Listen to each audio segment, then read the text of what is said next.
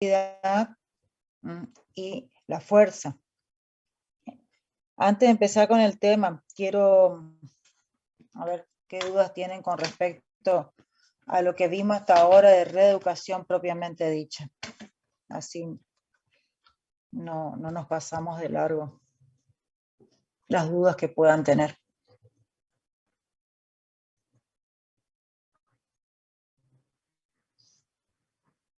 ¿No hay duda?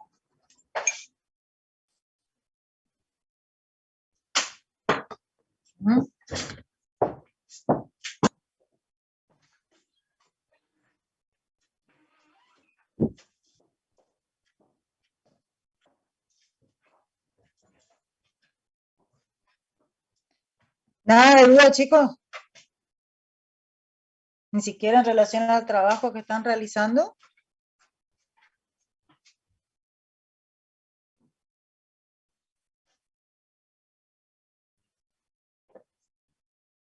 ¿Me están escuchando o no? Profe, ¿Sí? una duda sobre el trabajo. Cuando haya que exponer, ¿hay que hacer la parte práctica, lo analítico y lo funcional?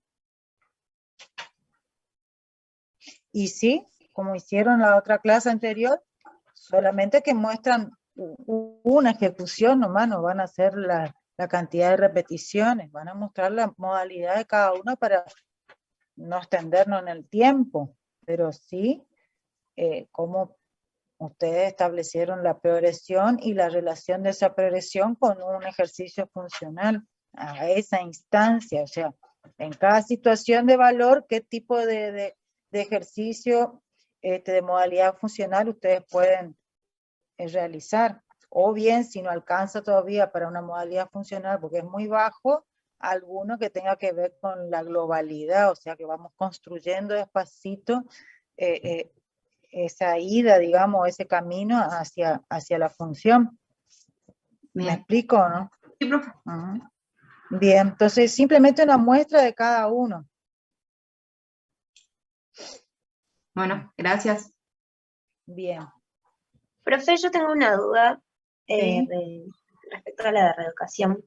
Por ejemplo, ¿Sí? cuando nos encontramos en un valor -2, donde el paciente no completa el arco, Sí. esa va a ser nuestra prioridad, ¿no es cierto? Completar el arco. O sea, bueno, yo siempre, bueno, sí, ese es como el objetivo. Y la forma en la que yo puedo aumentar el arco va a ser simplemente insistiéndole al paciente a que trate de llegar a aumentar el arco o lo Esa es estoy una modalidad, equivocando. pero ¿se acuerdan cuando nosotros hablábamos de cuando estamos en un valor de ese tipo que es muy débil? Podemos tener el valor más bajo o sea, la expresión más baja de ese valor o la expresión más alta de valor, que tiene que ver con, en ese caso, la cantidad de repeticiones. ¿Se acuerdan que decía de 3 a 5 repeticiones, por ejemplo? Entonces estamos en 3 y bueno, lo más seguro siempre va a ser empezar insistiendo en las repeticiones, ¿no es cierto? Porque un músculo que se fatiga tan fácilmente, tan rápidamente, no es capaz de desarrollar fuerza. Entonces, bueno, en ese caso nosotros quizás vayamos mucho más seguros hacia insistir en aumentar el número de repeticiones para que de esa manera tenga más capacidad de trabajo, no se agote tan rápidamente. Si nosotros insistimos, claro, si nosotros insistimos en ese caso, cuando es tan bajito, en la demanda de fuerza, lo fatigamos más rápido, entonces quizás no llegue a la tercera repetición. Por eso, la lectura está dentro del mismo valor, por ejemplo, qué capacidad tiene, y a partir de eso ustedes analizan qué camino tomar.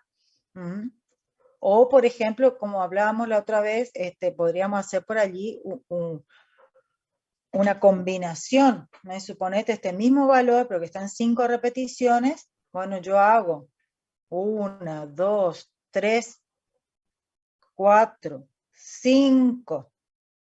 Hasta ahí estaba haciendo. Ese es el valor real. Entonces le pido 6 y 7. La séptima le pido más, que trate de aumentar el arco, en la séptima.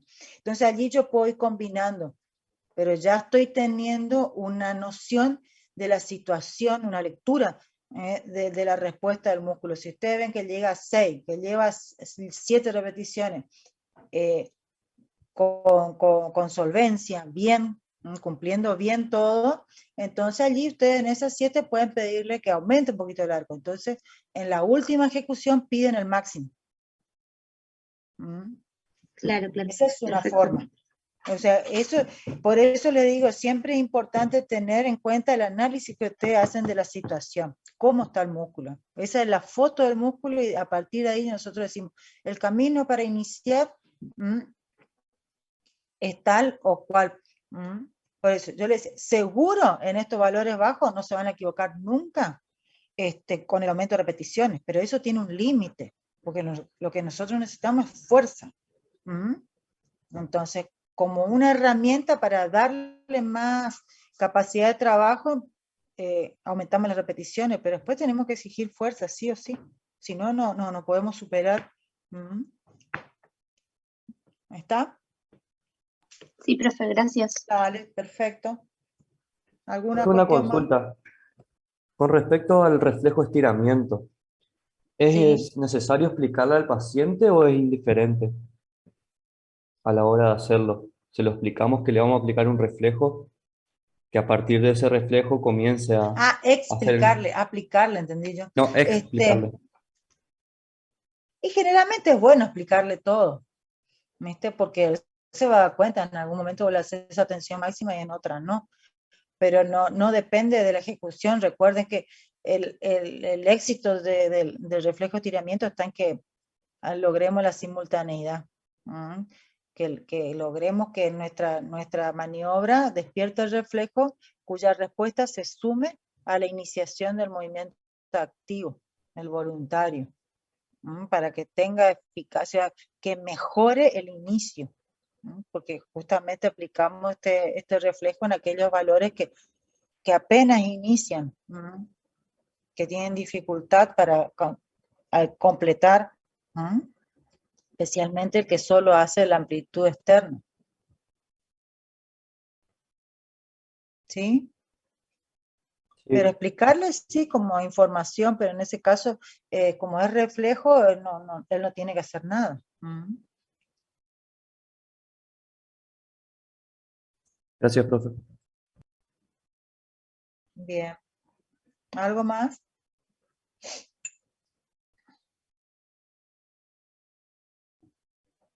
Bueno, igual ahora vamos a seguir repasando un poquito estos conceptos porque vamos a ir relacionando este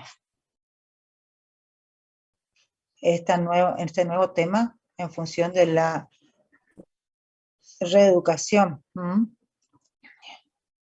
voy a compartir pantalla. Igual.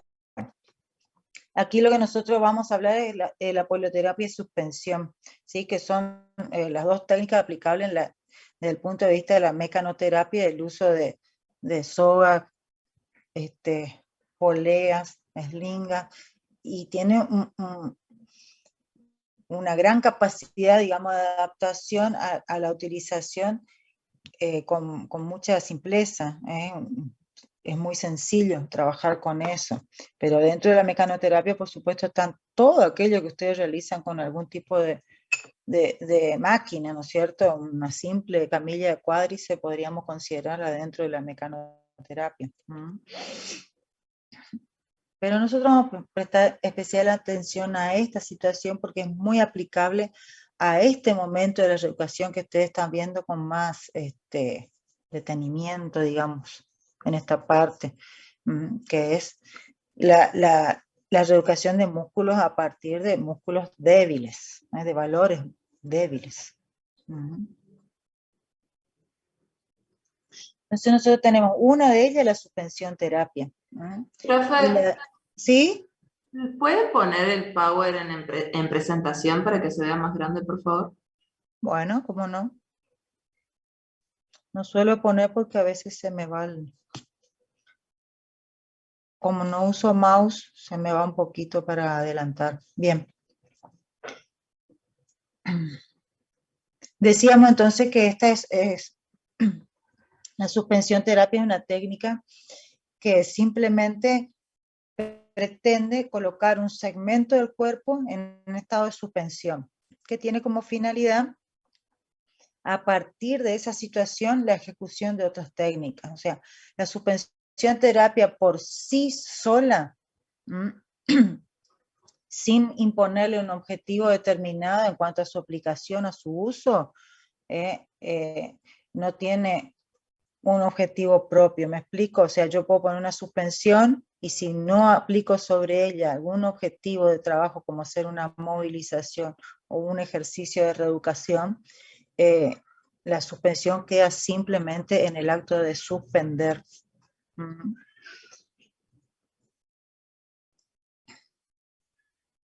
Bueno, las ventajas son muy buenas, importantes, y son las que nosotros utilizamos precisamente para esta instancia, que estábamos hablando de valores musculares bajos, débiles. Entonces, la primera es que nos pone en una situación de anulación o eliminación de la fuerza de la gravedad. Desde el momento que está suspendido y sostenido por las cuerdas, el peso del segmento está totalmente anulado, ¿no? Y se permite el movimiento articular con la mínima contracción muscular, o sea, desde el momento en que se encuentra suspensión con la gravedad eliminada, cualquier contracción voluntaria puede provocar movimiento, aunque sea mínima, pero eso también va coayudado con las otras ventajas que presenta, que es, por ejemplo, la de eliminar la resistencia de fricción. O sea, ahí ya estamos sumando dos situaciones o dos elementos de resistencia al movimiento. La gravedad, la fricción, también disminuye la resistencia interna muscular, que es aquella que está dada por la contracción defensiva, el espasmo defensivo muscular, sobre todo de los antagonistas, por supuesto, que hace que se genere una resistencia interna. Entonces tenemos tres elementos de resistencia al movimiento que provienen desde el interior o desde el propio paciente, excepto el de la gravedad, pero que evidencia su peso, o sea que lo mismo estaríamos hablando del paciente, que favorece la posibilidad de que el músculo más débil pueda producir movimiento. Y también, bueno, un adicional que por ende, como elimina la resistencia a la fricción o por fricción, disminuye la posibilidad de fricción, entonces de esa manera es una situación de trabajo muy, pero muy ventajosa para aquellas articulaciones que presentan dolor, ¿no? Dolor de tipo crónico, como pueden ser las artrosis, por ejemplo.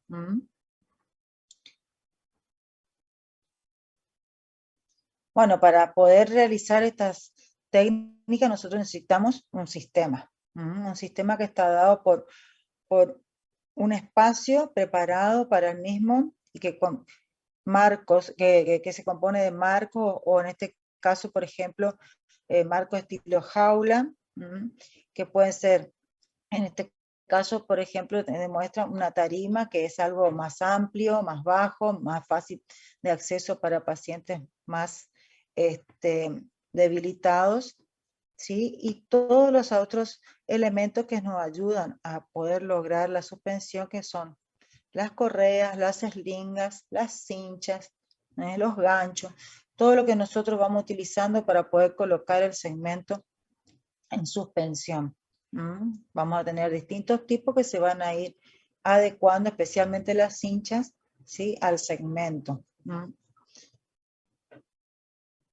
También tenemos otra modalidad, que esta es la jaula. La jaula es, con respecto a la anterior, por ejemplo, que era solo un marco, nos da la posibilidad de poder seleccionar con mayor cantidad de variedad el lugar de donde colocar el punto de sujeción o el punto de anclaje, ya sea de la suspensión o de la polea. Entonces, de esa manera nosotros podemos diversificar mucho más la direccionalidad de la fuerza que nosotros queremos generar a partir de ese conductor, que en ese caso sería la eslinga o la soga. Cualquier cosa me interrumpen. O sea, acá solo estamos mostrando los elementos que necesitamos para poder trabajar con esta técnica. Aquí es otro tipo de marco, fíjense, un poco más reducido, y bueno, en este caso ustedes ven como ejemplo un trabajo con polea. En este caso, ustedes ven aquí una polea recíproca que a través de la fuerza de los brazos puede realizar un movimiento de tipo pasivo en la pierna. Y está todo combinado con un pequeño peso que colabora, ya vamos a ver. Simplemente lo que estamos mostrando son las distintas presentaciones que tenemos para lograr esto. Ahora bien, para poder aplicar nosotros en principio vamos a tener que conocer los distintos tipos y las características que tienen cada una de esas modalidades de suspensión. ¿Sí? Entonces, la primera clasificación que nosotros vamos a tener, que es la más importante, que es la que nos da, digamos, noción de qué tipo de movimientos podemos lograr, qué recorrido de movimiento tiene, qué planos, en qué plano están contenidos esos movimientos, es a través de el punto donde nosotros anclamos la suspensión. Entonces nosotros a este gancho que nosotros colocamos, lo vamos a colocar en relación a determinado lugar del segmento que se suspende, y eso le va a dar el nombre a la suspensión. Tenemos la primera, que es la suspensión pendular, que es aquella donde el punto de sujeción se encuentra directamente axial al extremo distal del segmento que nosotros vamos a movilizar. Por la característica del recorrido de movimiento que se realiza o que realiza un segmento suspendido en una modalidad pendular, nosotros tenemos que el arco se ejecuta combinando movimiento.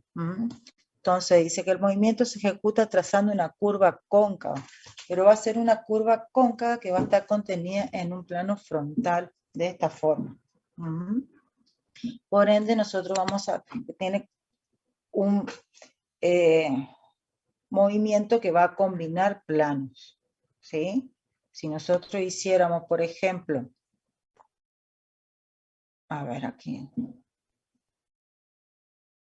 Nosotros hacemos, por ejemplo, un movimiento en una suspensión pendular, vamos a ver que el arco va a estar contenido en un plano frontal, y que si imaginamos que esto se está moviendo en una abducción y aducción de cadera, vamos a tener que también va a incluir movimientos en un plano sagital yendo hacia una ligera flexión. Lo que tenemos que tener presente entonces es que en una modalidad pendular el movimiento no es puro. Entonces por eso tenemos que tener también en cuenta el nombre. Y el nombre le dice pendular. Entonces por ende nosotros sabemos qué significa cuando estamos trabajando con un movimiento pendular, al cual nosotros tenemos que tener siempre presente la presencia de la inercia. Todo movimiento generado a semejanza de un péndulo o un movimiento pendular genera inercia. Por eso es una modalidad muy utilizada en los músculos débiles.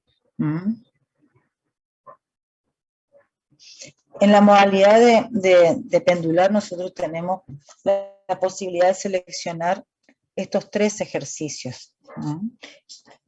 Fíjense cómo nosotros aquí, sin querer, estamos perdiendo un poco lo que estábamos viendo anteriormente, que era lo analítico, así el movimiento muy puro, muy preciso. En este caso, como nosotros estamos trabajando la actividad muscular a partir de la movilidad articular, nosotros podemos seleccionar estos ejercicios de acuerdo al tipo de fuerza, al tipo de capacidad muscular, pero no tenemos que perder de vista de que el movimiento no es puro y que es combinado. Entonces nosotros tenemos, por ejemplo, el primer ejercicio que se llama suspendido lanzado. Suspendido porque está en suspensión y lanzado por la característica. ¿Por qué? Nosotros tenemos, vamos a ver, ¿no? Voy a utilizar este primero para que tenga más claro. Cuando nosotros realizamos un movimiento lanzado, tenemos una instancia del ejercicio que es activa. Si yo estoy en suspensión, por ejemplo, el brazo para hacer aducción y abducción horizontal, yo tengo un momento donde el ejercicio lanzado me va a realizar una parte que sería el inicio en forma activa con una contracción concéntrica y la vuelta sería totalmente pasiva. Entonces al volver, por propio peso va cayendo, supera la posición de inicio, siempre pasivo, y vuelve otra vez con propio peso cuando se termina la fuerza de impulso, y en el momento en que vuelve, con la inercia de la vuelta, retoma otra vez la contracción concéntrica, y de esa manera nosotros vamos generando movimiento a partir de la acumulación de energía que hace la inercia, generando de esa manera cada vez mayor amplitud al movimiento. Este sería un ejercicio muy adaptado para esos valores muy bajitos que apenas inician o apenas están superando el valor 1. De esa manera nosotros nos valemos de la energía acumulada por la inercia para ir generando así estímulo al músculo para contraerse. ¿Sí? Este es el ejercicio lanzado. Entonces recuerden, el lanzado es el que más se va a valer del beneficio de la fuerza de la inercia. El suspendido mantenido es aquel que nosotros vamos a realizar en un momento en que el músculo está un poquito mejor, está mejorando en las condiciones y va a tener más tiempo de trabajo voluntario. Entonces nosotros tenemos acá, por ejemplo, donde ven que usted va, la secuencia de donde va ubicando el pie en el arco, donde va realizando, ¿no es cierto?, el movimiento, y el mantenido va a tener la característica de que va a conservar, o mejor dicho, va a cumplir todo el arco. Por ejemplo, va hacia la abducción, mentira, va hacia la, hacia la aducción y hacia la abducción, ¿sí? Entonces, nosotros tenemos aquí activo, vuelve pasivo, se vale de la inercia de la vuelta, toma activo y va completando el arco. ¿Me siguen hasta ahí? Entonces el valor de la inercia aquí va generando menos ayuda, porque va activo, vuelve pasivo, pero cuando vuelve aquí, toma activo, vuelve pasivo, toma activo, entonces todo el tiempo está trabajando y va completando el arco. En este caso, entonces, ese es el mantenido precisamente porque alcanza a cumplir todo el arco. Teníamos el anterior que había lanzado, solo medio arco. El mantenido, el arco completo, pero solo la ida es activa, la vuelta es pasiva. ¿Sí? Y tenemos el conducido, que es el que todo el tiempo, todo el recorrido del arco tiene actividad. Entonces, desde la posición inicial va activo hasta donde llega, puede no cumplir todo el arco, por supuesto. Vuelve controlado, excéntrica, ¿sí?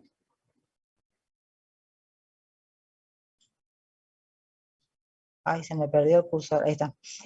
Sigue hacia el otro extremo del arco con activa concéntrica y vuelve con excéntrica. Entonces, todo el tiempo está en movimiento en el recorrido de todo el arco, pero siempre con control. Entonces, elimina aquí la acción de la inercia. La inercia aquí no se pone en juego. Lo que se puede hacer en la variante del conducido es ir activo concéntrico, sostener isométrico, volver controlado, retomar activo, sostener. De esa manera nosotros le vamos variando y de esa manera le vamos haciendo más complejo el movimiento. Sí, estos serían los 3 ejercicios que nosotros podríamos utilizar con mucho beneficio en aquellos valores que son muy bajitos y que tienen dificultad para completar el arco. Bueno, acá una muestra de cómo puede ser una suspensión, fíjense, muy simple. Con las cuerdas que tienen un regulador, entonces uno puede bajar, subir, darle mayor o menor intervención al plano sagital. De esta manera, por ejemplo, acá trabajamos tranquilamente los abductores de hombro.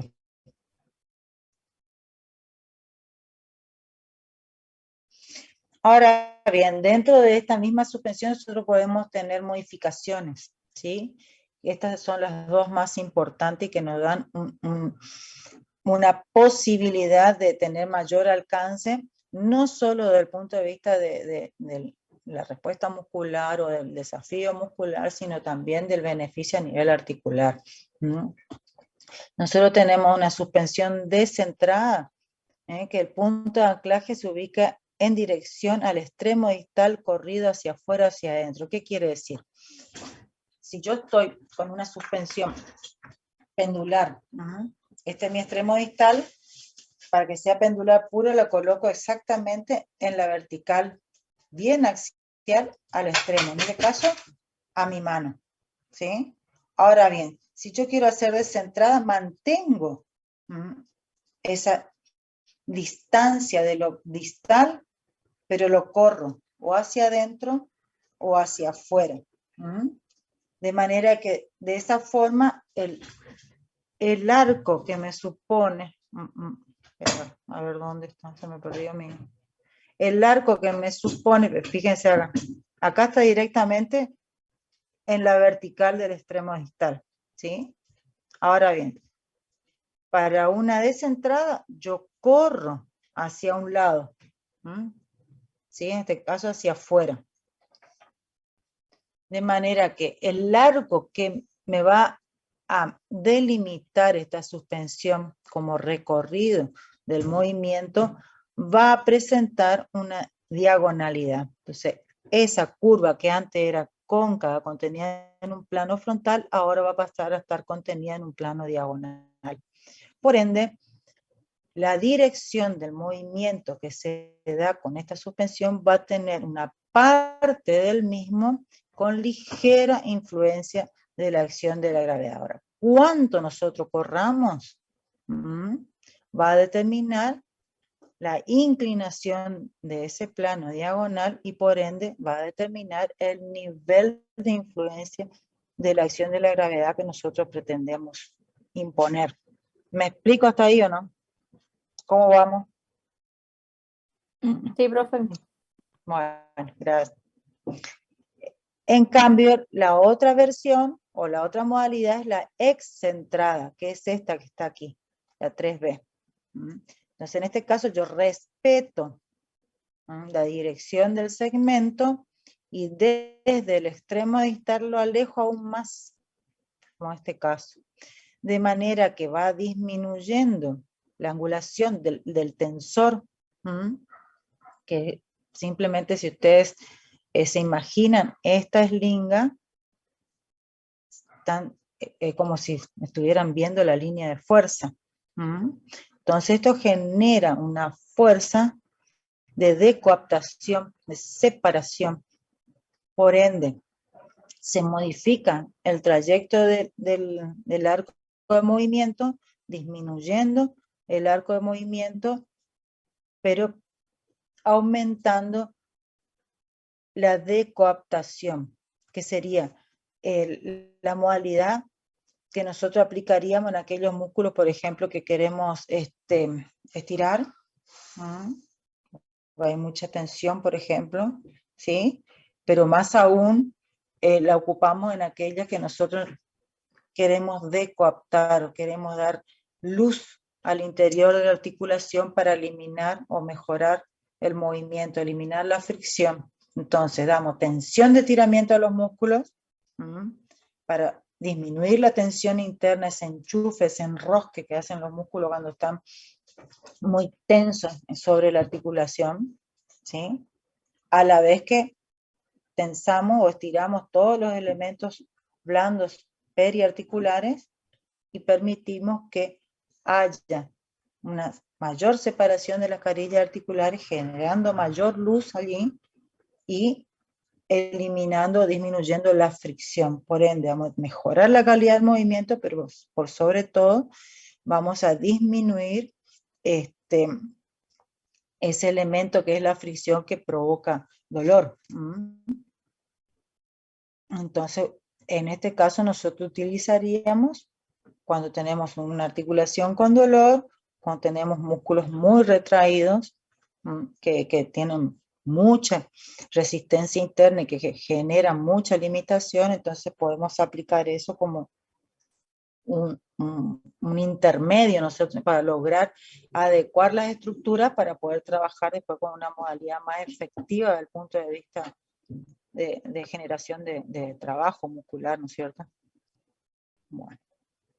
Entonces estamos la descentrada y la excentrada. La descentrada, tengan en cuenta que me impone una modalidad de movimiento que va a estar contenida en un plano diagonal y que por ende va a haber un segmento que va a estar bajo la acción de la gravedad, pero a su vez el que viene, o sea, el segmento que trabaja a favor de la gravedad va a aumentar su fuerza de inercia, ¿no es cierto? Entonces, como un mecanismo de equilibración, digamos, entre lo que me cuesta para ir arriba porque ya tengo un poquito de gravedad, cuando baja vuelve, cuando la inercia se suma, como que toma mayor impulso para poder lograr ir venciendo esa diagonal, ¿no es cierto? Entonces, ahí nosotros vamos trabajando despacito y es un mecanismo muy bueno para ir adecuando al músculo a trabajar en contra de la gravedad. Y la suspensión es centrada, lo que recién dijimos, es aquella que nosotros queremos decoaptar. Entonces la decoaptación a mí me va a dar el beneficio, ya sea de liberar el movimiento o de disminuir el dolor o aplacar el dolor. La suspensión axial es otra modalidad y a diferencia de la pendular, el punto de anclaje se va a ubicar exactamente en la vertical del eje de la articulación que vamos a mover. Entonces, la modalidad de ejecución del arco de movimiento en este caso va a estar contenido en un plano horizontal y va a ser puro. Esa es la diferencia con respecto a la suspensión pendular, amén de que esta no genera inercia, que es un punto sumamente importante. Entonces, las dos diferencias destacables son: la axial no tiene inercia y no tiene combinación de planos. O sea que realiza el movimiento en un plano puro. Por eso es que, además de ser muy útil para trabajar la fuerza muscular, es muy útil para mantener o mejorar la movilidad articular. En este caso, fíjense, nosotros tenemos aquí una suspensión para una aducción o abducción, ¿sí?, con una ligera elevación nada más que es significativa como para que no haya roce, no hay contacto con el apoyo. Y acá para una flexión-extensión. Fíjense entonces, el punto de anclaje cae directamente en la vertical de la cadera. Siempre vamos a trabajar, cuando se trata especialmente en el miembro inferior, con dos eslingas, pero la que comanda, en este caso, siempre en cuestión de sostén, va a ser la que va al pie. Y el que comanda dibujo del movimiento o la dirección del movimiento es el punto de anclaje. ¿Estamos? Pero colocamos una segunda eslinga que es para soportar la articulación de la rodilla para evitar lesiones, ¿no es cierto? Y para que tenga mayor confort para la suspensión. Bueno, lo que decíamos, la extremidad del miembro se desplaza horizontalmente. Describiendo un arco de círculo en un plano horizontal y eje perpendicular a la articulación. Recuerden entonces siempre la característica y la pureza del movimiento. Ahí le muestra bien cómo es. En este caso, si hoy nosotros hacíamos una suspensión pendular así, de este tipo, ahora la axial es de este tipo, a modo de barrido, como si fuera un limpia parabrisas. Está.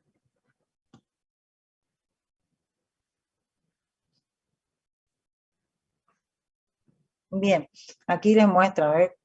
La característica. Se destaca mucho, ¿no? Por ejemplo, porque decíamos que la suspensión por sí sola no es una técnica.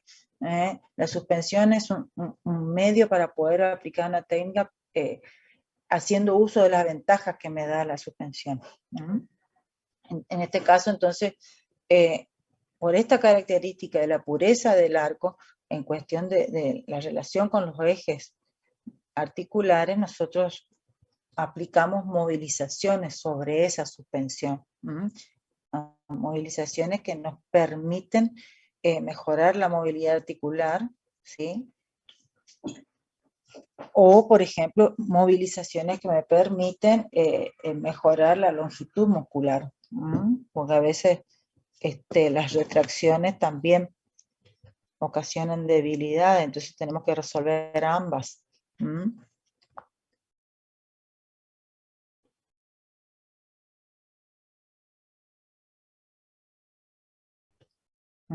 Acá perfecto se ve como el cono, ¿no? De esa forma entonces muestra la naturaleza del movimiento, que es sumamente importante. Y en este caso nosotros, en cuestión de las modificaciones que podemos realizar al axial, tenemos semejante a la pendular, que es la lateral, que es cuando nosotros colocamos por fuera o por dentro del punto de anclaje inicial del axial. De esa manera nosotros también vamos a modificar el arco de movimiento, también lo vamos a colocar en un plano diagonal, pero va a seguir conservando esa condición de arco en un solo plano. De manera que simplemente va a ser una diagonal pura, ¿sí? Donde no va a haber la instancia de arco que genera la inercia propia del péndulo. ¿Me explico ahí o no? En este caso sería directo, así. Una pendular descentrada haría esto. Y una axial lateral hace esto. Por ende, desde el momento que nosotros decimos que quitamos la inercia, ¿sí? Y que tenemos combinación de planos, ya esa característica nos supone nosotros que es una actividad buena o indicada, mejor dicho, para músculos que están muy débiles. ¿Sí? En cambio, si nosotros superamos un axial, que es un movimiento más puro, entonces hay menos grupos musculares inmiscuidos en el trabajo y no hay inercia que colabore en la ejecución de la actividad, entonces supone que estamos hablando de músculos un poquito más avanzados. Entonces, siempre dentro de los valores no funcionales porque estamos trabajando sin gravedad en el momento que estamos en suspensión. ¿Vamos hasta allí o no? Entonces allí ustedes tienen sin querer una progresión para seleccionar dentro de esta actividad los niveles de desafío para un determinado tipo muscular. O cómo van aumentando el desafío para generar mayor esfuerzo. En cuanto al axial, nosotros podemos hacer la variante contraria a lo que era la excentrada, que sería en este caso esta que está aquí, que sería la proximal. Nosotros vamos acercando el punto de sujeción del axial hacia el centro del cuerpo, hacia la cabeza, generando entonces una fuerza de coaptación. Con esta nosotros enchufamos y generamos entonces mayor acople, mayor contacto a nivel de las superficies articulares, que generalmente utilizamos para tener mayor énfasis en la estimulación propioceptiva, ¿sí? O en aquellos casos en los cuales hay alguna fractura, un callo de consolidación retardado, que podemos generar esa compresión que genera o que mejora, activa la calcificación cuando no tiene posibilidad de cargar, o sea, de pisar. Entonces, es una modalidad que utilizamos mucho en ese caso. Queremos dar mayor sensación propioceptiva a partir de la compresión, ¿no es cierto?, del mayor contacto del enchufe de las superficies articulares, o bien cuando queremos generar esa activación de carga supuesta, simulada, a través de esa fuerza que genera. ¡Ay! Se fue. Que genera el aumento de esa fuerza de coaptación o de aproximación. Bueno, aquí está entonces la lateral, que es la que decíamos, cuando nosotros desviamos hacia un lado u otro del punto axial. Y la proximal es cuando nosotros ese punto axial lo alargamos hacia la cabeza. Ahora bien, cada una de estas modalidades de variantes, digamos, tanto de la pendular como de la axial, nosotros podemos modificar de acuerdo al punto de anclaje más alejado, menos alejado, más alto, menos alto, que me va a determinar de qué manera esa eslinga de la fuerza influencia sobre el brazo de palanca que estamos moviendo. ¿Cómo vamos hasta acá?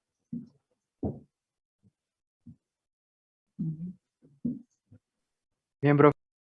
Bien, bueno. Bueno, esto nada más que otra vez lo mismo. Acá muestra cómo es el plano diagonal. Lo desvío un poquito hacia afuera y entonces me da como consecuencia un recorrido en plano diagonal.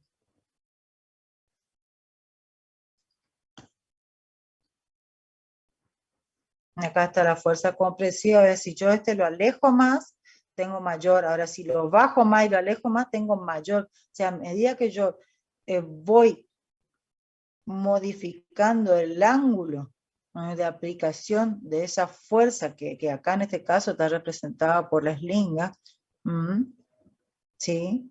Entonces voy generando mayor fuerza compresiva o menor. Lo mismo que acá para separar.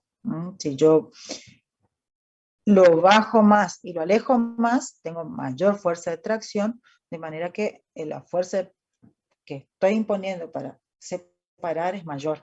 Entonces todo eso nosotros vamos a ir graduando, depende de lo que pretendamos lograr o cuál es el objetivo de aplicación de esta suspensión. Y la suspensión indiferente es aquella que nosotros utilizamos para poder dar contención o fijación a un segmento que va a estar suspendido. ¿Me explico? O sea, que no interfiere ni modifica la direccionalidad de la suspensión, sino que simplemente aporta generalmente la fijación. No determina ni influye en la dirección del movimiento, como dice acá. La vamos a utilizar generalmente para estabilizar el segmento fijo de la palanca que vamos a mover. Por ejemplo, en este caso, yo quiero movilizar la rodilla, entonces tengo que darle fijación al fémur. Sí. Dentro de una jaula yo aplico estos tensores que me colocan el fémur en la posición que yo determino y lo contienen para que la articulación de la rodilla pueda moverse libremente o sin compensaciones, mejor dicho. Bueno, después está la variante, así esto lo van a ver en el libro, esto es de Genot, o sea que lo tienen. distintas modalidades cuando nosotros empezamos a combinar. Nosotros, una cuerda, una polea, 2 cinchas y una pesita, y la imaginación es el límite. Sube un brazo, baja el otro. Sube este brazo, baja el otro. Ah, está parado. Pensé que estaba Sentado, pero bueno, ahí se A para. ver, ¿cuál? Sentado, ahí está parado. A ver, ¿cuál es la duda? Acá esto nada más que una muestra para que vean.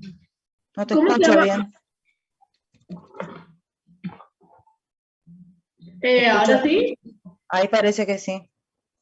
En la diapositiva anteriores, era fuerza compresiva, y la otra, ¿cómo se llamaba la otra fuerza? De tracción o separación. Y esta se llevaba el eje hacia afuera y la otra de compresiva hacia adentro. Claro, porque fíjate acá, esto representa la eslinga o la cuerda, ¿sí? Pero en definitiva es la fuerza, desde allí está traccionando, en este caso porque está separando. Ahí va a mover, pero esa eslinga le va a determinar un recorrido diferente de movimiento, pero la mayor fuerza, si vos haces acá,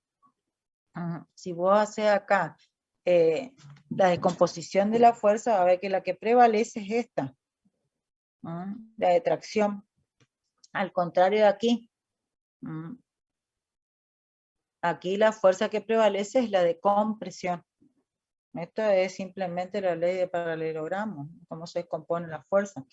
¿Por qué? Porque una cosa es la suspensión libre, sin tener esas alteraciones o modificaciones, que le dan entonces una modificación no a la fuerza en magnitud, sino en direccionalidad.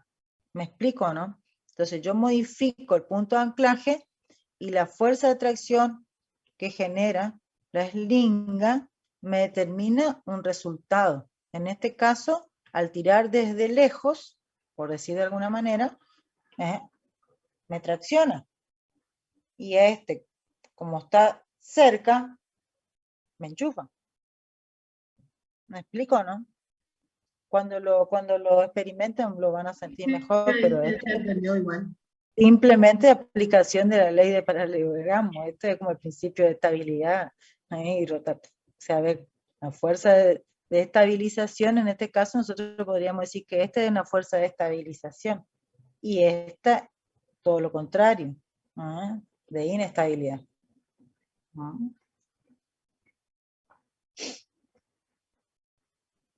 Bueno, esto es simplemente un panorama, no nos vamos a poner a explicar cada uno de estos, pues está todo así, pero era para impactarle en el sentido de que se puede hacer de todo con esto. Tienen que tener bien claro qué quieren hacer.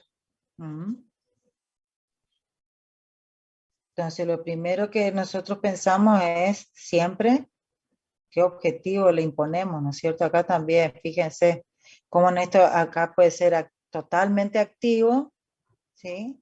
Y acá es pasivo, entonces con su propia fuerza a través de un circuito polea, el paciente logra mover un miembro que está en suspensión, o sea, acá es una combinación de muchas cosas, desde la técnica de la mecano con la suspensión y con circuito polea, ¿sí? Y desde la movilización tenemos lo activo con lo pasivo, ¿sí? Lo mismo aquí. Entonces, por eso les digo, acá es simplemente tener claros los conceptos de la teoría y tener claro también los objetivos. Entonces, a partir de allí ya pueden idearse miles. Esto va a pasar rápido, tengo un videíto para mostrarles, si sale, si Dios quiere. Pero esto ya es más real, ¿no es cierto? Ustedes ven cómo es el lugar donde se trabaja, en la jaula, y todos los elementos. Acá, por ejemplo, estamos con una combinación. Fíjense, alcanzan a ver o no. Un paciente está en lateral, tiene suspensión en el miembro inferior, pero a su vez acá tiene un circuito de polea, que tiene un peso. Ven, acá está la bolsita. Entonces nosotros, por ejemplo, tenemos el caso un paciente que está en un valor no funcional alto, ¿sí? Pero no logramos que todavía trabaje en contra de la gravedad libre, por ejemplo. Entonces, esa versión que ustedes en la terapia manual decían, le hago hacer la actividad hasta el final de movimiento y le aplico resistencia al final de movimiento, ¿sí? O en la no funcional, o sea, gravedad eliminada, arco completo, le hago resistencia mínima a todo el movimiento o la amplitud interna.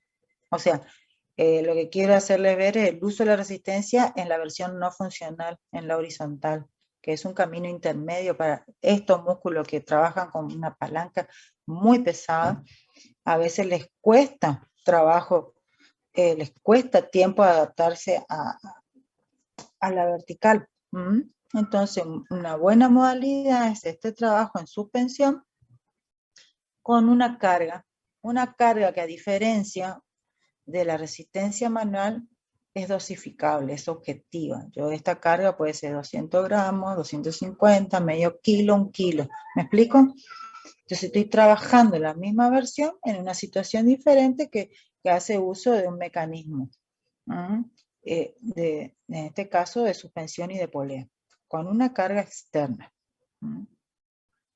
¿Sí? Entonces ustedes pueden ir trabajando eso y van, digamos, destetándose del trabajo manual. Por eso les decía, el trabajo manual es útil en un momento, es muy útil, porque es el que a nosotros en un principio también, aparte de trabajar muy delicadamente y analíticamente en un músculo que está débil, nosotros percibimos mucha información a través de nuestro contacto manual. Entonces de allí nosotros percibimos de qué manera responde, cuándo responde mejor, o si es al inicio, si es al final, si al final se debilita.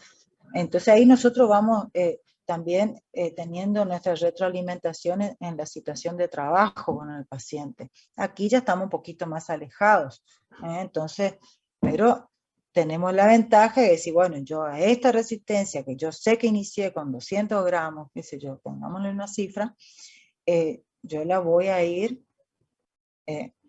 aumentando con una consideración en función de la lectura de la respuesta del músculo, pero objetiva. Yo voy a decir, bueno, el aumento del 10%, el aumento del 20%, ¿sí? Ya le pongo el número, ya sé exacto y hago una programación con un peso exacto. La resistencia manual no la podemos dosificar con exactitud. Bien, entonces así despacito vamos entrando en lo que es la polioterapia. La polioterapia es el uso, ¿no es cierto?, de un circuito de polea para ejecutar una tarea. En este caso la vamos a ver desde el punto de vista del trabajo muscular. Bien, entonces tenemos distintas maneras que por física ya conocen los distintos tipos de circuito de polea. Nosotros podemos usar desde el más simple hasta los más sofisticados que pueden conocer, que se ven en los gimnasios, por ejemplo, para trabajar la fuerza, ¿sí? Pero nosotros tenemos que tener claro qué es lo que nos permite la polea, para qué nos sirve, ¿sí? Entonces lo que tenemos que tener claro es que la polea es una máquina simple, ¿no es cierto?, que solo va a hacer es dirigir, orientar la fuerza. Entonces a través de ella nosotros podemos darle una dirección determinada a esa fuerza. ¿Sí? Entonces esa dirección la vamos a determinar nosotros a través de cómo ocupamos la polea o dónde lo colocamos a la polea. Entonces, allí está que nosotros sepamos bien cómo incide la dirección de la fuerza sobre el segmento que vamos a mover, que es lo que veíamos recién en cuestión de la tracción o la aproximación. En este caso es cómo influencia, porque la magnitud de la fuerza no se va a modificar, sino la incidencia. Bueno, La ventaja, bueno, lo que decíamos recién, ¿no es cierto? Que es fácilmente dosificable, ¿eh? Nosotros vamos a tener exactamente en claro cuánto es la carga que vamos a trabajar. Sí, desde allí fácilmente regulable porque vamos a ir determinando cómo aumentamos de acuerdo al tipo de músculo, el grupo muscular que trabajemos. Entonces, si es de mayor fuerza, menor fuerza, ¿cuánto le vamos a ir aumentando? Bueno, se puede desarrollar en casi todos los movimientos articulares, sí, tiene una adaptación impresionante para trabajar. Gran comodidad de aplicación tanto para el paciente como para el fisioterapeuta también, y sobre todo es muy sencillo trabajar con eso, no es complicado.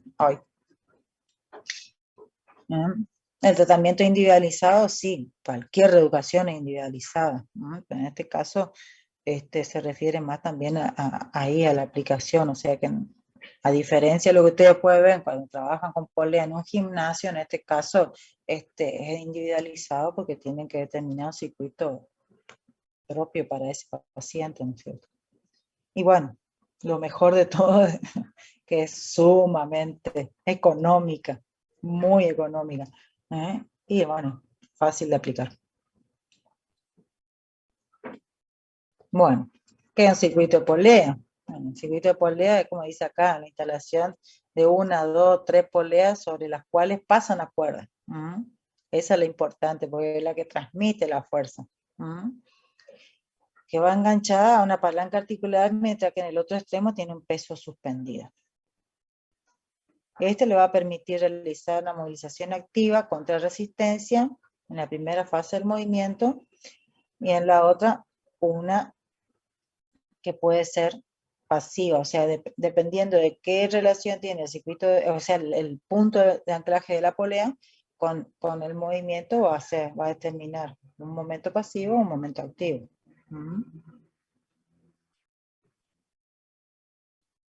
El número de poleas es indiferente, la más importante es la primera. Podemos poner 3, 4, 5, y generalmente cuando trabajamos con valores muy débiles y con pacientes que se mueven muy poquito, tratamos de que el peso esté en el campo visual, de manera que eso sirva de estímulo también que provoca movimiento, ¿no es cierto? Entonces a veces el número de poleas nos ayuda a conseguir eso. La posición de la polea, como les decía al principio, es lo importante, que es la que nos va a determinar de qué manera o qué angulación de incidencia tiene esa fuerza, y donde va a determinar entonces la calidad del movimiento. O sea, cuánto va a incidir ese peso en cuanto a la eficacia que tenga la fuerza muscular determinada por la angulación que nos manda, digamos, el posicionamiento de la primer polea. No sé si me entienden eso, pero ya vamos a ver acá, creo que tengo.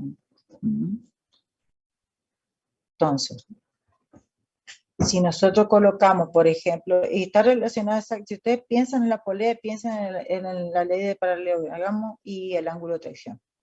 Entonces, si nosotros colocamos la polea, en principio, por delante, por detrás, ¿sí? Vamos a tener lo que es una activa resistida, una activa asistida, o la pasiva directamente. Cuando el peso al caer nos mueve el segmento. En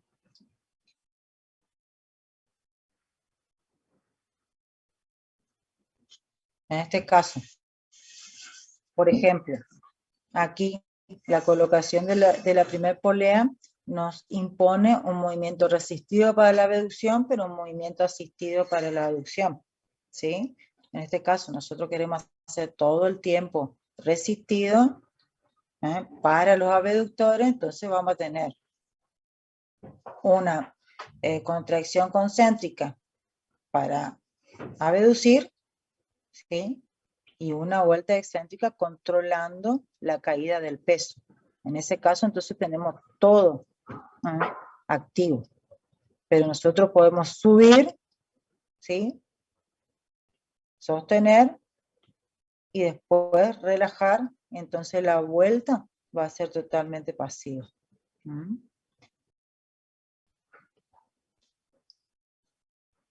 Ahora bien, esta primer polea yo puedo modificar como modificábamos el punto de anclaje. La puedo alejar más, la puedo levantar más, la puedo bajar más. Entonces el ángulo de incidencia de la fuerza me va a determinar un momento de mayor solicitud de fuerza que tiene que ver con la amplitud de trabajo del músculo.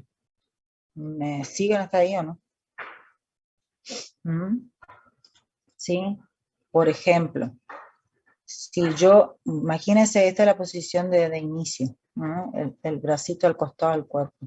Yo coloco la polea aquí, a esta altura, a la altura de la mano, más elevada. ¿Sí?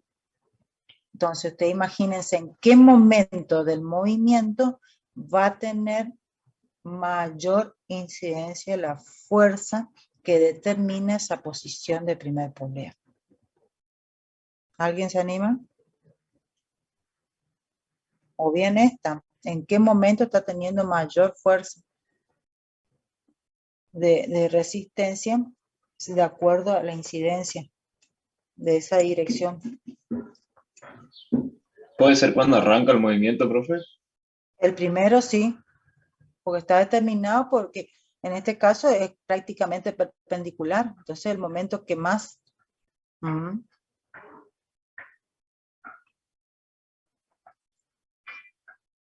Bien. Por supuesto que después van a ver que si quieren ser más estrictos, el posicionamiento de la primera polea tiene una fórmula. Bueno, en este caso, fíjense, movimiento diagonal. Nosotros estamos trabajando en un movimiento diagonal allí. Fíjense dónde tienen que colocar la primera polea para que ese movimiento diagonal que nosotros queremos hacer en extensión sea resistido. Y en este caso, por ejemplo, estamos viendo la flexión para que sea pasivo. Entonces acá tenemos la extensión resistida, pero la flexión asistida. Y a veces, por ahí podrán ver en algunos casos que a veces trabajan con estos pequeños pesos así, en casos de restricciones musculares importantes de acortamiento o restricciones articulares para el movimiento. Entonces, pero generalmente más para muscular. De esa manera le someten a la fuerza que el peso flexione de forma pasiva para provocar el estiramiento. Porque otro motivo no habría mucho para trabajar en forma pasiva, ¿no es cierto?, en músculo. Fíjense acá una recíproca. Trabajaba un peso para hacer un push, por ejemplo. Un buen ejercicio, por ejemplo, si quieren trabajar un paciente para mejorar la fuerza para un manejo de muleta, por ejemplo, un manejo de silla de ruedas, para transferencias, por ejemplo. Entonces, ese ejercicio de realizar un push para elevar el tronco y la cola.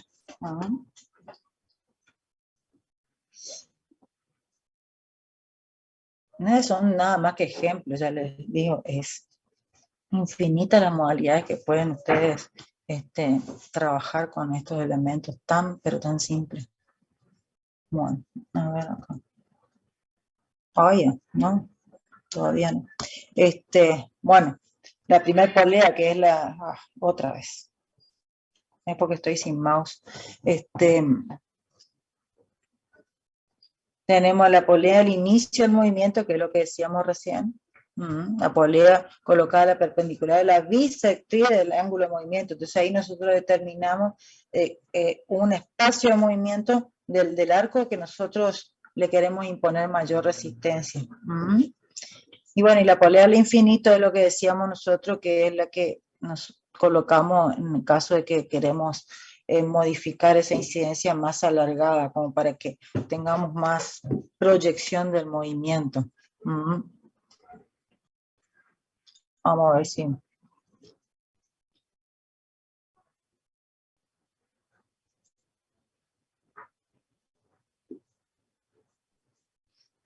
A ver si sale, chicos. No, sí, parece. Ujú.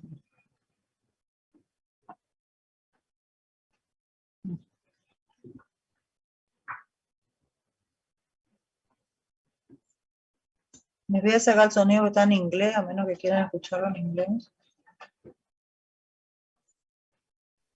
Profe, tiene que compartir la pantalla del video, porque no se ve.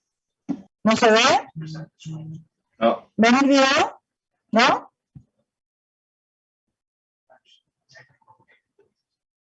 Chicos, ¿están viendo el video o no? no, profe, No se ve, profe. tiene que compartir la No, pantalla del Carmen, video. no se ve únicamente, dice video, pero no se ve el video. Bueno. Yo lo estoy viendo re bien. Espera que voy a compartir aparte. Espera. Ya va. Minuto.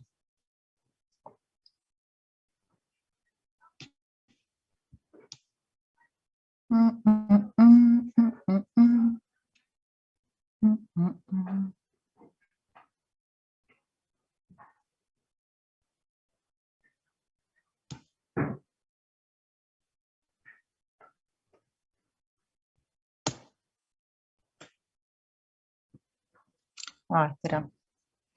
Se está haciendo el reto. Bueno, ahí va.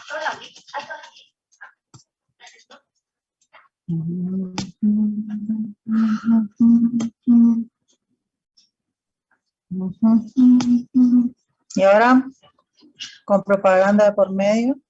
Ahí sí. Y ahí sí, ahí se ve. Ok, pero ahora me enganchó la propaganda en el camino.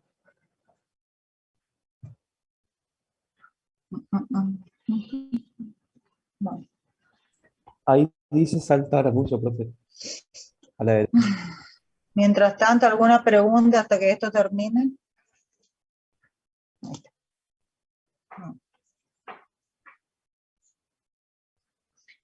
Simplemente para que puedan observar en una situación más real cómo podemos utilizar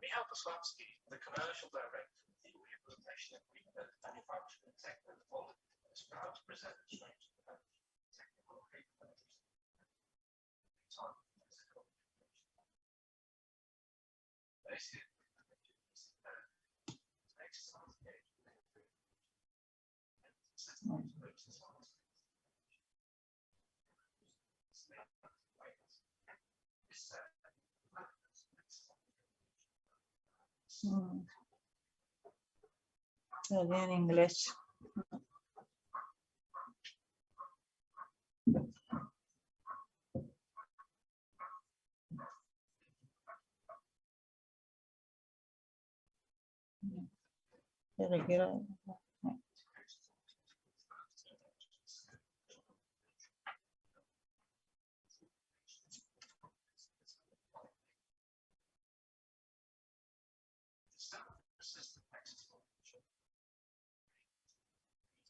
Eso es lo que veíamos, una movilización recíproca que tranquilamente utilizan una polea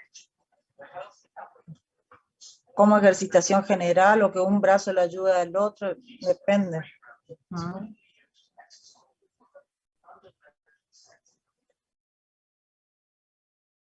Le voy a adelantar un poquito para...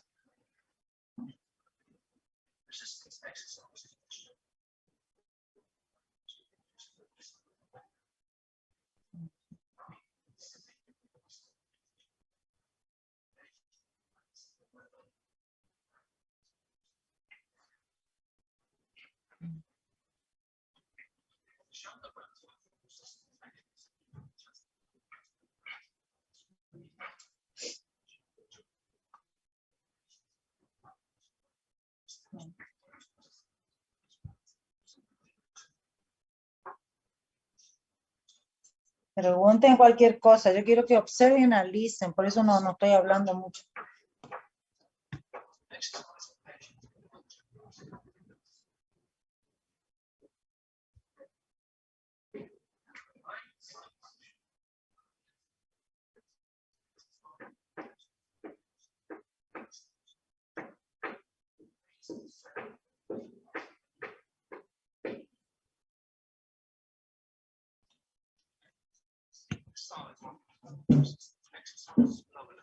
Bueno, ese es un axial. Fíjense cómo trabaja con un circuito de polea adicional.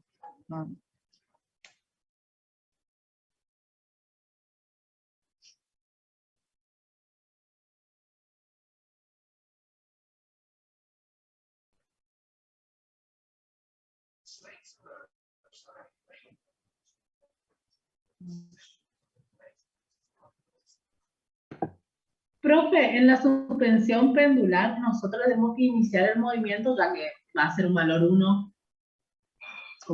En algunos casos podés iniciar o colaborar la iniciación.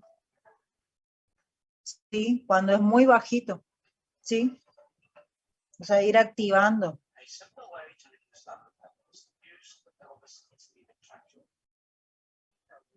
Bueno, profe. Esa es la ventaja de la pendular. ¿No?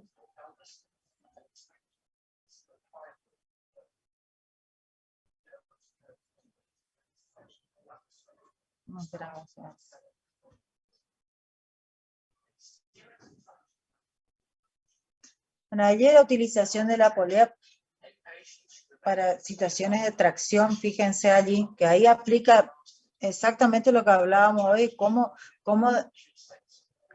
la dirección que le demos a la fuerza determina el resultado, ¿no es cierto? Y allí nosotros estamos usando todo este aparato para hacer una tracción a nivel lumbar. Estamos utilizando el concepto de decoaptación. Fíjense todos los elementos. Y este es el otro caso, por ejemplo, de una suspensión total.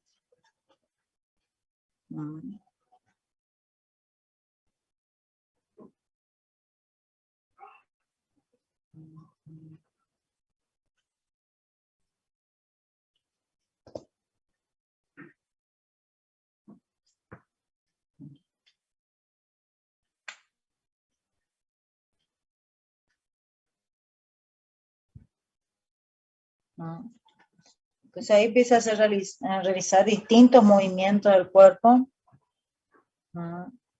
en suspensión.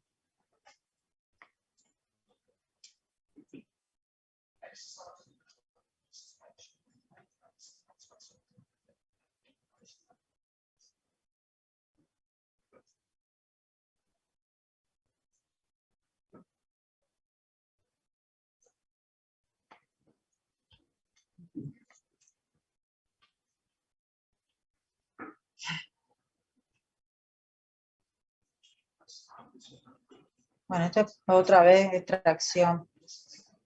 Este le voy a adelantar, pues ya van a ver tracción después, más adelante.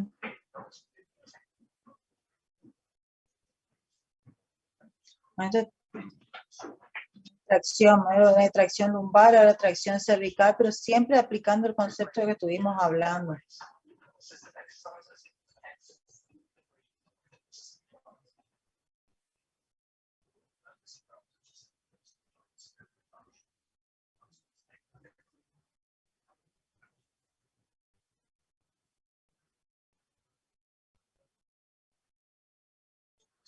Bueno, esto le adelanto porque ya escapa el concepto de...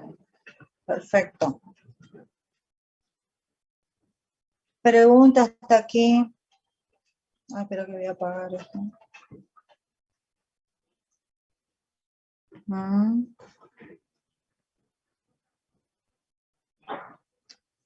Preguntas, chicos, please.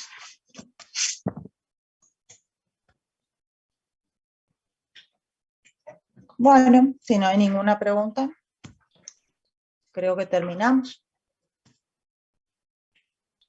Profe, Sí. el suspendido, valor sería. Ay, no te escucho. Se corta. El suspendido mantenido, ¿para qué valor sería? Porque no tiene dijo exactamente un valor preciso. Vos tenés que pensar que allí, por ejemplo, lo que vos podés utilizar es la capacidad de poder realizar todo el movimiento, pero igual siempre, o sea, ahí lo que te cambia es el recorrido, pero no deja de ser un músculo muy débil, porque estás haciendo uso de la inercia. Vos tenés que tener en cuenta que ahí lo que más te modifica en situación de desafío es la inercia, ¿sí? En segundo, que no trabaja en un solo plano, entonces tiene mayor colaboración de otros músculos, o sea, no, el músculo no es tan analítico, el movimiento, perdón, no es tan analítico, ¿me explico? Entonces tiene más ayuda. Si vos lo mirás desde ese lado, tiene más ayuda. Inercia más conjunto de mayor número de músculos involucrados en el movimiento, porque es un movimiento que combina planos. En cambio, en la axial, vos no tenés eso. Ahora bien, si vos te pasas al siguiente ejercicio, sin querer te da la progresión lanzado, mantenido, conducido. Pero todos estamos hablando de que en los dos primeros tenés mucha acción de la inercia. En el tercero, o sea, en el conducido, ya tenés prácticamente eliminada la inercia porque todo el tiempo es activo. La ida y la vuelta son activas. Entonces vos tenés que pensar que tenés dentro de esos valores en cuestión del análisis de fuerza. Vos te vas a un axial y vas a tener exactamente más o menos el mismo nivel de valores, pero con un desafío mayor. Entonces ahí otra vez estamos en ese análisis que hacemos. Dentro de un valor, cuán bajo es dentro de ese valor o cuán alto es dentro de ese valor. O sea, estamos en el piso de ese valor o estamos en el techo de ese valor cuando iniciamos el trabajo, y a partir de ahí. Así que esa ya es la elección. O vos vas a estar trabajando siempre en valores no funcionales en el momento que tenés la suspensión. Ahora bien, el nivel de desafío vos le vas a ir graduando con estos pequeños detalles. Así, tiene inercia, tiene otro grupo muscular involucrado, o sea, tiene más ayuda. ¿Me explico? Pero vas a seguir siempre trabajando en el mismo nivel de... Lo que vas a modificar es el nivel de desafío. Profe, ¿por qué el suspendido lanzado cumplía solamente el medio arco? Porque no da para más. Es ese caso que decía recién ahora, que quizá ese lanzado quizá necesita un empujoncito al inicio, para que vaya conectando energía, ¿viste? Vaya activándose a medida que la inercia le impulsa, entonces es capaz de sumarse a la inercia, y no al revés, ¿sí? Ese sería el lanzado, el que necesita mucho envión de la inercia. Estamos hablando de ese músculo que recién comienza, o sea, un 1. O sea, menos de 2 menos. ¿Entendés? Porque el 2 menos ya hace algo solo. El de lanzado necesita mucho de la inercia, entonces suma. El que vuelve del otro lado, suma. Entonces se va cargando mayor impulso. O sea, lo que es activo es lo menor, digamos, en el lanzado. Eso se modifica en el otro, porque claro, cuando va y toma activo el otro lado, corta la inercia. ¿Me explico? ¿No? Ya no es el mismo impulso. Porque disminuye la acumulación de energía. Entiendo, ¿no? Gracias. ¿Sí? Sí, sí. Cuando lo hagan, lo van a experimentar y ahí se van a dar cuenta cómo se modifica esa fuerza de envión que tiene el lanzado con respecto a un conducido, y mucho más con respecto a un mantenido y un conducido. Conducido sería el que todo el tiempo trabajas. Así como también van a notar cuando hagan un axial la diferencia de que cuánto se modifica el esfuerzo que tienen que hacer. Y estamos hablando siempre de suspensión, o sea, cómo en ese pequeño detalle cambia totalmente la exigencia. Pero es necesario que la experimenten para que puedan realmente tomar noción, digamos, de la diferencia que significa una modalidad con respecto a la otra. ¿Algo más? Profe, ¿Sí? le hicieron una pregunta en el chat. Estoy leyendo. O sea que no lo tengo, Chel, de Rocher. Creo que tengo tengo algo digital de Rocher. Voy a buscar. Profe, ¿podría explicar de nuevo el suspensión lateral? La lateral, sí, ¿cómo no? La lateral es la variante que tenemos desde el axial. Entonces, si vos tenés, a ver si me ves. Si yo estoy acá, a ver, me ves allí, suspendida. Para que sea pendular, yo tengo que colocar aquí, en la vertical del extremo distal. Pero como es un axial, coloco en la vertical de la articulación que voy a mover, en este caso hombro, ¿sí?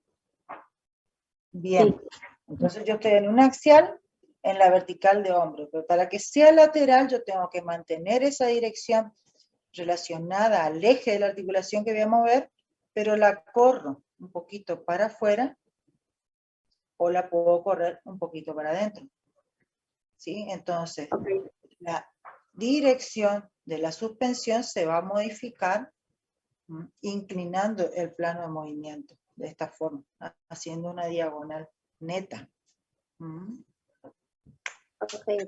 Gracias. ¿Está? Entonces el corrimiento del punto de anclaje hacia adentro, hacia afuera, pero siempre relacionado con la articulación que moves, sobre la articulación. En cambio, la pendular está siempre relacionada con el extremo distal de la palanca. Pero las dos es el corrimiento para adentro o para afuera. Vos sabés que cualquier corrimiento que vos hagas para afuera o para adentro te va a determinar una diagonalidad en el recorrido del arco de movimiento. Que esa es la característica. Entonces, en ese momento vos estás colocando al movimiento en una parte del mismo ligeramente en contra de la gravedad. Porque es diagonal, ¿sí? Está en suspensión, pero es diagonal. Entonces ya hay cierta influencia de la acción de la gravedad. Ahora, cuanto vos más gestiones, digamos, la amplitud de ese corrimiento, vos vas a determinar más, menos vertical. Nosotros ocupamos por ahí, es muy bueno para ocupar esa graduación. Entonces vos vas adaptando al músculo paulatinamente al trabajo vertical. Llega un momento que es tan marcada la diagonalidad cercana a la vertical que la suspensión pasa a ser secundaria, ¿no es cierto?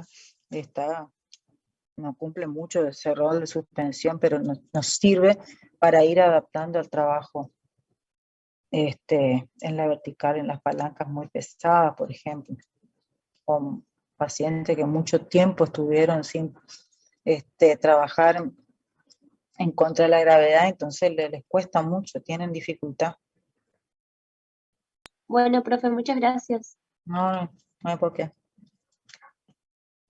¿Otra pregunta más? Bueno. Estamos entonces. Terminamos aquí.